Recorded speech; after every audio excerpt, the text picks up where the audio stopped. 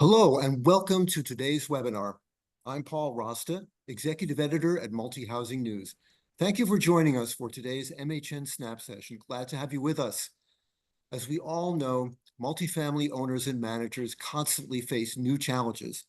Today, you're going to hear fresh insights into a variety of topics that you can apply to your properties. You'll meet our special guest in just a moment, but first, a couple of quick housekeeping notes. We've set aside time at the end of the program for audience Q&A.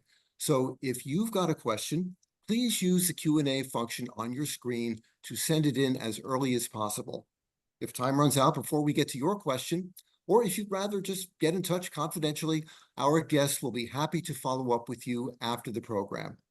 Also, we will be emailing you a link to the recording of today's program so you can listen to it again and share it with your colleagues. And you'll also be receiving the link to the new MHN special report on property management strategies, which will further expand on the topics we're discussing today and which will give you some new ideas for managing your own properties. Last but not least, let me also give very special thanks to the sponsor of today's program, American Express. And now it's my pleasure to introduce someone who knows a lot about successful multifamily management. Gina Fortune-Harmon is Vice President of Market Rate Portfolio at the Habitat Company, where she oversees operations for a multi-state portfolio. Gina has 40 years of experience in the business, and prior to joining the Habitat Company, she's held leadership roles at such organizations as Lincoln Property Company, Group One Investments, and Riverstone Residential Group. Gina, welcome, and thank you for making the time. It's really nice to be with you. Good afternoon, and thank you, Paul. I appreciate the warm welcome and the opportunity to speak with you today. Absolutely. Well, we have a lot to talk about today, so let's jump right in. First of all, Gina, how do you differentiate your properties in a crowded market? And what unique selling points do you emphasize in your marketing efforts? Yeah, oversupplied markets and differentiating our properties is critical. At Habitat, we really try to set ourselves apart through a combination of exceptional service, comprehensive training programs for our team, and then really tailored resident engagement strategies for our communities. Really prioritizing and creating like a unique lifestyle options that resonate with those specific demographics, ensuring that the communities are have more than just amenities, that it's really a holistic lifestyle, really focused on the resident experience. And I think one of the wonderful things about that, our dedication to our culture, was really established by our founder, Mr. Daniel Levin. His continuous training opportunities for our team really underpin our unwavering commitment to excellence, and something that he has led and created and generated throughout our organization through the years. Well, let's follow up on a couple of those points. What new branding strategies have you employed to stand out in the market? As you mentioned, it is a very crowded market out there. So what are some of the strategies that you are turning to today? Yeah, so branding strategies in 2024, again, focus really on resident experience and service to excellence. We employ superior customer service, tailored resident engagement programs, consistent, excellent across all of our touch points. And so this includes, the welcome process, community events, responsive resident services, strategies to ensure that each of our Habitat property really offers a unique, gratifying living experience for our residents. And again, setting hopefully new standards not only in our organization, but obviously in the multifamily housing market itself. Sure. And as we all know, there are many channels that are available today for marketing. Decisions have to be made, how to allocate those resources, what to emphasize, what to try that's new. How about in your shop? What would you say are your most successful channels for marketing these days? Yeah, well, certainly lucky to work with an exceptional internal marketing team, our experts, and we employ a kind of multifaceted approach to marketing for all of our properties. That ranges from digital marketing, right, advanced SEO, SEM techniques, some targeted along with social media campaigns. We definitely employ local marketing in media partnerships, collaborating with public relation agencies, local press to highlight property features. We certainly follow some of the industry norms, the ILSs of the world, Internet Listing Services, but ensuring really that it's a comprehensive and market specific for that ILS presence. And then event strategy, grand openings, open houses, integrating the properties into the community narrative as well. Yeah, you used a word just now that really seems to sum up your strategy at Habitat, which is comprehensive. It's just really a multifaceted, multi-pronged approach to marketing, which really is necessary these days. Well, let's turn to some operations issues, Gina. One of the big discussions in multifamily management right now has to do with to centralize or not to centralize your operations. Again, at the Habitat Company, what is your approach to centralization? Have you benefited to it to some extent at the Habitat Company? How have you benefited from centralization? Yeah, big topics, lots of discussions in different avenues. Centralization for us at Habitat has allowed us to streamline some operations, definitely improve efficiencies and consistencies across our portfolio. So, some examples is property financial specialist, having one individual handle all of our accounts payables or accounts receivables, ensuring kind of variance reasons, coding invoices the same throughout the firm. So we have consistent metrics for KPIs. Also allowing us to identify discrepancies perhaps between properties. One of the unique things too for our approach is that it has created some, I think, diverse career paths, allowing team members to grow in certain opportunities that may have not been there previously. I call it more of specialized operations as opposed to jack of all trades. So when opportunity allows us to move away from kind of that jack of all trades and allow somebody additional growth, additional responsibilities, and something that they really excel at, it obviously saves us time, resources across the board, and it also is allowing our communities or properties to really benefit the reduced administrative costs, burdens, really are seen at the bottom line, the NOI.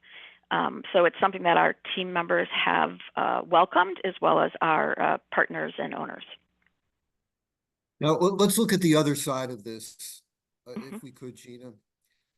Every significant transformation in a major, long-standing company also brings its challenges. And how about centralization? What challenges have you faced in centralizing management tasks, and how have you addressed those challenges? Yeah, great question. I think one of the main challenges in centralizing management tasks is maintaining the balance between standardization and personalized service, right? You don't want to sacrifice personalized service. So, we have overcome this by implementing some advanced technology solutions that allow for centralized control, but also providing flexibility for on-site customization, because not every team member, every property or business plan is the same. Continuing training and support solutions are imperative, obviously, for the team so that they too can determine and provide the exceptional service based on what their framework is. I think one of the other things to note for Habitat is that we're not eliminating positions in order to do this. We're rather creating centralized roles organically because we took on a new property. Perhaps somebody got a promotion and left another position vacant. So when we're doing it organically, although it can be challenging, it does provide, again, growth opportunities for our team members and for opportunities to backfill them in those centralized roles. In your opening comments about marketing, you mentioned the resident experience. And since that really is a part of operations in a way, I wanted to ask you about that. With regard to resident satisfaction, how have you improved your communication to increase that? And can you share an example or two? Yeah, so we have significantly improved communication through advanced technology, personalized engagement strategies that are available today. For example, our Habitat Home facilitates direct communication. Obviously, rental payment service requests. They can, rent the business center. Specialized or immediate responses available to enhance our resident experience. Additionally, we partner with ResiDesk, which plays a key role in our resident satisfaction. When a new resident moves in, they receive their personalized message and introduction to the community. The AI technology is human supported, so it's just not candid, responses. Again, being able to ensure high level streamlined communications. If the response isn't available or if it's after hours, we can set up appointments with them to receive a return phone call in the morning or like a visit to the office.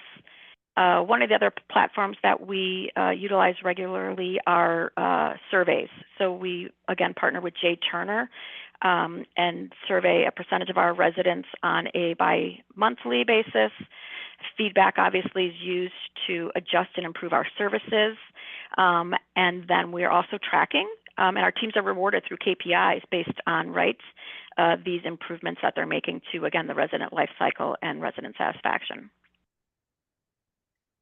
If you're just joining us, welcome. And I want to remind everyone who's listening to the live broadcast that you can ask Gina a question in real time. We're going to start the Q&A in just a little while. So if you've got a question, please use the Q&A function you see at the bottom of your screen. And also, I want to encourage you to get it to us as soon as you can before we run out of time. Gina, a moment ago, we were talking about communication as well. So I wanted to ask you about another vital form of communication, and that is social media. So how do you monitor and manage your property's online reputation, and what strategies do you employ to address any negative reviews or feedback? Yeah, our strategy includes prompt responses, especially for obviously negative reviews. We want to be open and transparent. We want to address their concerns immediately and continually seek resident feedback to improve our services. The approach helps us maintain a positive online presence, obviously, which is important, but ultimately the goal is to build trust, with our residents and with the consumer base. Through a reputation aggregate service, we work through all of our reviews on one dashboard, which allows us a more seamless experience for our team members. And then we also have a dedicated email for reviews within our organization for those that require more one-on-one discussions, again, with the residents. And, working the reviews as quickly as possible. What are we learning and what can we do to better improve the service for the resident experience, and likely as well thank our residents for the residency with us. Again, a very comprehensive approach, clearly, to this issue. Let's talk a little bit more about residents. At the Habitat Company, how do you encourage resident engagement and participation, particularly in community building activities? Yeah, I mean, for us, honestly, the resident engagement really starts from the first time we meet with resident, a prospect, a potential resident. So as residents are touring the community, if we have an upcoming event and they're contemplating, right, wanting to move in with us, we invite them to the event. So, through those personalized welcome processes, the community events are important. For our residents already living in the building, it's really focusing and tailoring engagement programs that meet the demographics at that building, right? Every building itself is different. Is it a social gathering? Is it a fitness class? Is it a wellness class? Is it live music? Is it cooking? What's the demographics of the building? What are our residents looking for? And really trying to foster a sense of community, not only with our team members, obviously, but a connection among residents as well. We, again, think these activities not only enhance the living experience, but begin to build a stronger community spirit within our building. The approach obviously will change based on asset, right, budget, amenities that are available. Do they have a fitness center? Do they have a pool? Do they have an outdoor gazebo? What can we do? But really trying to ensure that each community receives the most relevant and impactful engagement for the residents. And to follow up on that, how do you incorporate resident feedback in developing these community building programs? Yes, through obviously one-on-one communication, but through surveys. I mentioned earlier, right, we have the surveys. So not only are we surveying our potential prospects who are touring the building, how did our team member do? Did they ask you all your questions? What did the building look like? Was, feedback on the value? How about the floor plans? We're also doing the same with our existing residents. We don't want to inundate them with surveys, obviously, because you don't want them to have survey burnout. But different milestones through their residencies, we will, again, reach out to them. Are you looking for an activity? What are you most attracted to? Is it the pool party, right? Is it the wellness class? While also asking questions about the condition of their apartments. Are you using the amenities? Does our team members know your name? Was your service request completed timely? Are you considering a lease renewal, or what's changed in your own personal life? Do you need a bigger apartment, a smaller apartment? Again, really kind of focusing on that one-on-one resident experience and really trying to build relationships. Gina, it's time to talk about some nitty-gritty issues here. Of course, inflation is placed, talking about expenses and revenue. First of all, on the expense side, inflation obviously has placed a lot of pressure on expenses over the last few years. Revenue hasn't always kept up. So how are you addressing that challenge when it comes to procurement? For instance, how do you build and maintain mutually beneficial relationships with your vendors in order to create long-term partnerships? Yeah, Habitat definitely builds and maintains vendor relationships through consistent communication, through transparency, and mutual respect. We prioritize long-term partnerships by ensuring our vendors align with our values and our standards. I've talked about the resident experience and the resident life cycle, our commitment to excellence, and our vendor partners need to have those same values and standards to work with us. Regular performance reviews obviously help us maintain those relationships. Collaborative projects, certainly we have a fiduciary responsibility, so annually we're meeting with our contractors and our vendors, checking on pricing. What are things that we can do to continue to drive more value? Ironically, we talked earlier about centralization, and that's one of the centralized roles that we have with our property and area financial specialists, where they can do metrics of this property is paying X for this landscape property contract, while this one's paying Y, right? And really understanding the consistencies.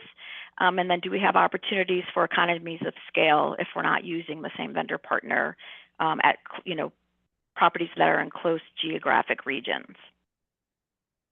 Well, let me fit in a couple of more quick questions before we have to get to the audience Q&A.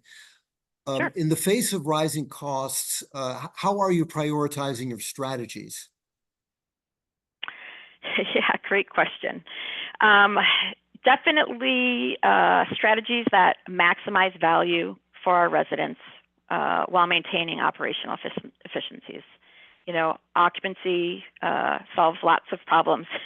If you're not meeting the value of the residents and making their satisfying customer service, right? That's really where you are more susceptible to the rising costs. But, technology, delivery services, focusing on resident retention, the resident satisfaction programs, certainly optimizing our marketing efforts to ensure reach and engagement. We continuously evaluate and are adjusting our strategies, on each business based on the needs. We need to remain competitive. Again, I continue to speak about providing exceptional service and value to the residents. That's obviously super important.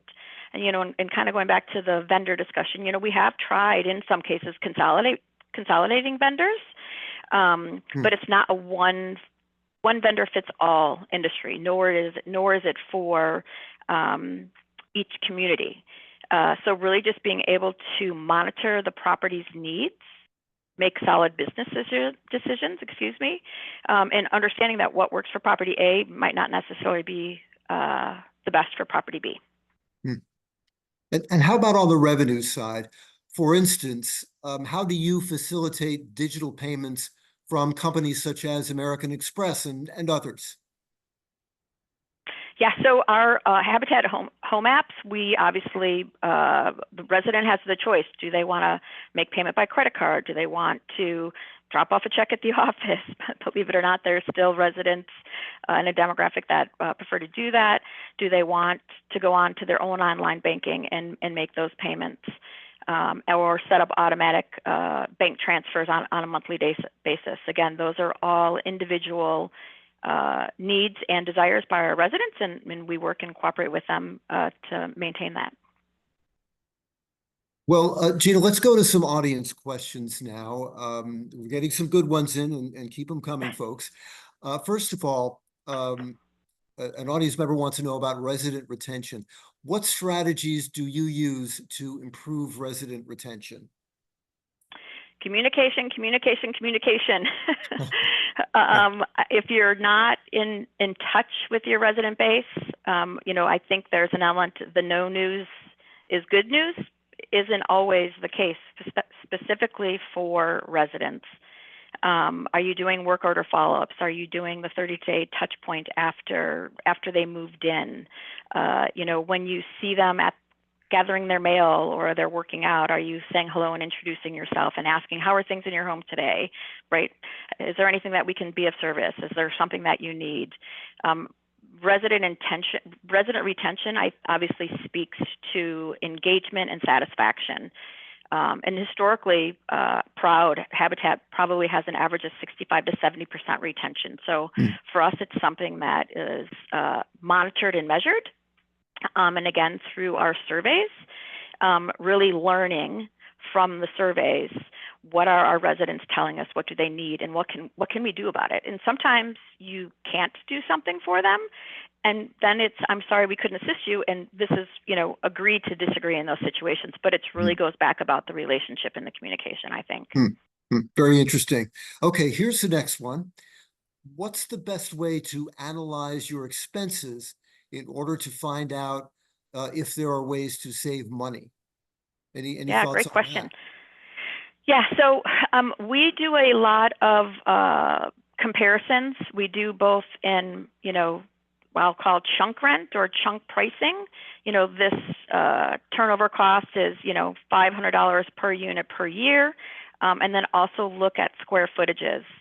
But if you're not measuring and comparing, you don't know. I can't really measure a 300 unit garden style on 40 acres to a 33 high-rise building, right? So there are different elements on property types, but depending on your operating platform, we and our team here from asset management and analysts, we're exporting the data, we're using business intelligence and being able to take a look at, this property's expenses are at this cost, this one's lower, and then really diving deep, what can we do to change that or understand the delta or the differences, why they are separate. Okay, and here's our next audience question for you. Please tell us more about those J. Turner resident satisfaction surveys. How often do you do them? How many residents do you survey? How does the information help you? Yes, so we survey all residents are surveyed at least once per year, not more than twice per year. And again, it starts the platform that we operate under.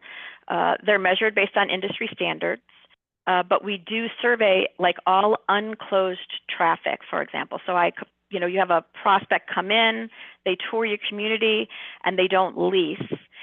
We no longer do kind of that old school shopping reports where you have a blind shopper come in and pretend like they're looking for an apartment. We actually survey that real prospect and send them the questionnaire to find out, why did they not lease? Was it price point? Was it size? And then learning from that, is it something that we can fix or something that we can do? And the other great tool about that survey is that when you hire or have new team members, it's a great training tool.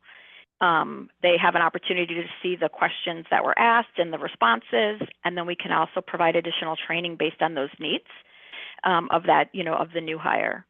And then we're also surveying after somebody moves in, how was their apartment, what was the move-in experience, after a service request, did our team members or our vendor partner leave your home clean? Was it fixed on the first try? If it wasn't, did you understand why and how was follow-up?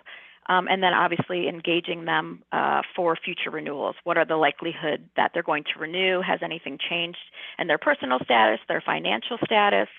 Do they need a bigger apartment or a smaller apartment? So again, utilizing that communication to learn what our residents need and again, what we can do to ensure that they renew, right? We want them to stay and be part of the community.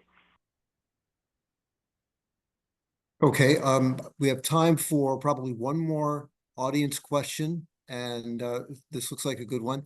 And our audience member wants to know, do you believe you can increase rents as I believe you are adding value? Do I believe I can increase rents while adding value? Is that what? I think that's what the drift of it is, yeah. Absolutely, right? I think that, again, rents are important. And as a consumer myself, right, I personally will pay more for better service, higher value. So to me, I think they obviously are, they are hand in hand. I think that if you don't know if your consumer or your customer finds value already in what you're providing them, again, I think that goes back through relationships and discussions. And as I mentioned earlier from the surveys, that is something that we survey and we ask, right? Mm-hmm. How did you feel the value of the rent for the community that we just showed you in your apartment? Well, we're just about out of time for now. We're going to have to leave it there, even though there's a lot more we could talk about. But let me thank Gina Fortune-Harmon of the Habitat Company for sharing her time and expertise today. Before you all go, a quick programming note. Please join us for our upcoming webinar on fair housing. It will take place Thursday, August 8th at 1 o'clock Eastern Time. and you can register in the webinar section of our website. Hope to see you then. And for all of those in our audience, again, you're going to be receiving our new special report on property management strategies. You're going to find more insights into these topics and many others in multifamily property management. So until next time, great thanks to Gina Fortune-Harmon. Great special thanks to our sponsor, American Express. And most of all, thanks to all of you in the audience for joining us. Have a great day, and we'll see you soon. Thanks, everybody. Bye.